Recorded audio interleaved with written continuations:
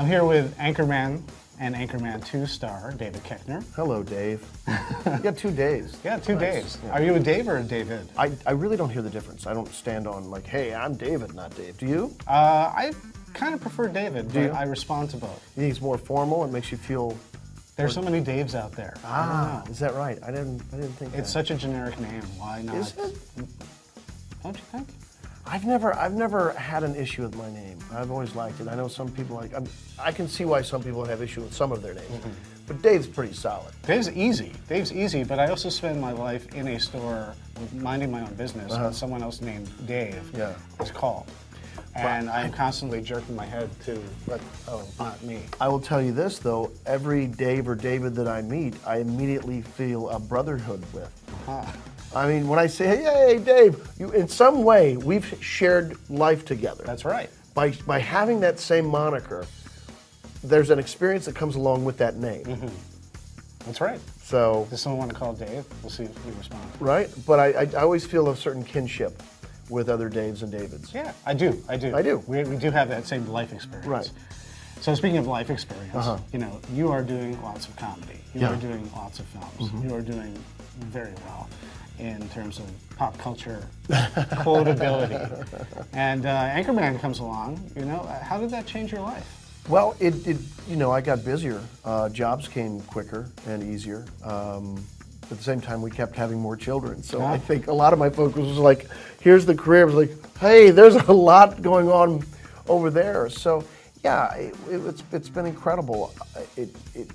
The movie didn't light up necessarily and become this big blockbuster that may have changed in a different way. So it's been a slow build that people started going, oh, that's that guy from The Thing. And so the more I'd hear people yell whammy, the more I would understand, right on, they're getting it. How often do you get whammy? At least once a week, and it's going to increase a lot more now since we're going to be going out doing a lot more press. And when I do stand-up now, people will just yell it from the audience, so I have to throw a couple whammies back at them. Sometimes at the airport, people will holler at me and go, hey man, give me a whammy. And I'll go, whammy, and they'll go, oh, it wasn't very good. Like, I have to scream it at the airport, which to me, it would be so sad because it'd be such a look at me moment, and I don't care to do that. Now, when you're working on Anchorman 2, here you have this opportunity 9 years later that you pretty much all did not think you had. And you're on set each day, and I know Adam McKay loves to take you start with something and then you get multiple takes. Right. What was your favorite moment that you think probably does not make the final cut? There are too many. Now there's talk that, and I don't think I'm out talking at school, but I think Adam mentioned it. There's another movie, of the same movie. There are 250 additional jokes. There are alternative jokes, or there are scenes that didn't make this cut, because they try to make it as long as they could anyway. Right. Just jam as much as we could, but we have an embarrassment of riches, joke-wise and comedy-wise. There are, I don't know if I can say this, I'm going to. There's a musical number that didn't make the picture. That's just glorious. But I've heard that they might put out an alternate version months later that you'll enjoy equally. Do you crack yourself up, or does that get a bit No, I don't crack myself up. Oh, you mean watching myself on TV? Yeah, when you're watching your on the screen? moments, is that a self-conscious moment, or do you kind of get lost in the picture enough to be amused by the choices that made the final cut and From myself personally? and your delivery? Not really. For me, I'm more or less studying, and so if you notice it worked, you're like, oh, okay, that worked, and then you're digesting. Me personally, I'm digesting why did that work. Yeah. But the other three cracked me up. There are 3, 4, 5, 6, 7, 8, 9, 10, 20 people, and it cracked me up. So many great performances in the film. I love it. Would you say keeping 5 kids around the house that belong to you, is that a grounding experience? Oh yeah, well, it's a humbling experience. But there are ways of making it work, and my wife and I are constantly trying to improve our parenting, and I think we're getting pretty good. I will say that. I hope my kids agree in the future. There are always challenges, and the greatest challenge is maintaining your cool. The greatest challenge is just, being neutral.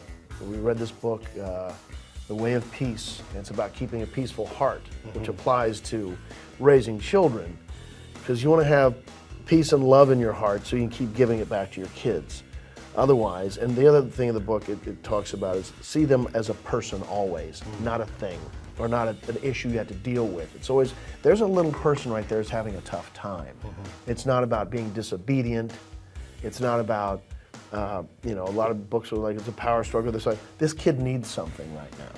And so it's my responsibility to recognize that and be another human being to that person. And hopefully get them to a place where they feel comfortable again and, you know, confident, and they can move on and, you know, negotiate a better way of dealing with Seeing their point of view. Yeah. Do your kids know what you do? What do the older kids think? Well, now they're even more aware, certainly, of what Anchorman means, and it is, and how many other projects I've been a part of, and that it's pretty cool that we know all these famous people, but they're just people that have these high-profile jobs. I mean, I haven't cured anything. Although sometimes people have Facebooked my wife and said they'd watched our movie when they were having you know, recuperating from an illness or something like that. So if that helped in any way, great. They do say laughter is the best cure. It's the best cure, best medicine. I read that on the teabag. You said teabag. Always a funny word. And you've got a stand-up tour coming out? Doing a stand-up tour next year called Together Again, which is basically with me, myself, and I.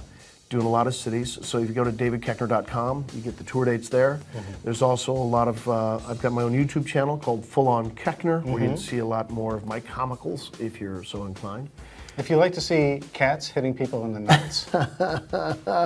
That's me making fun of the videos themselves, because there's so much nut punch humor on the internet. Like so many, what I see a lot of comedy, just really at its base, that's all it is you're getting punched in the nuts, one way or the other.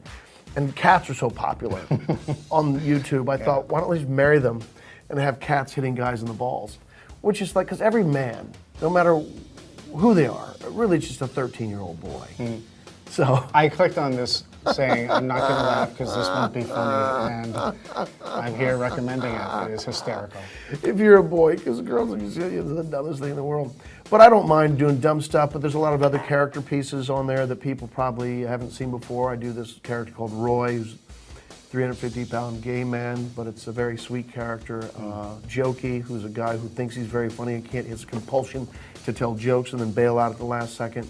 Gerald Tibbins, which is an old character that I've been doing for a long time. So there's a lot of stuff on there that you can't, you know, that I hadn't produced anywhere else. So is doing stand-up your favorite aspect of the job that you do because of that connection with the audience? Probably, if I could do that every night and make the quality living and not have to travel, that's the tough thing about stand-up. You do have to go to other cities, but then here's the thing, I don't mind traveling, I don't mind airports, I don't mind hotels. I love seeing people all over the country. The only downside is being away from my family. That's the tough part. I really appreciate you taking your time to talk to us Thanks today. for having me. Us being my multiple personalities. Yes, us. Yes. Me, myself, and I, together again. All right. Thank you, you, sir. Right on. Cheers.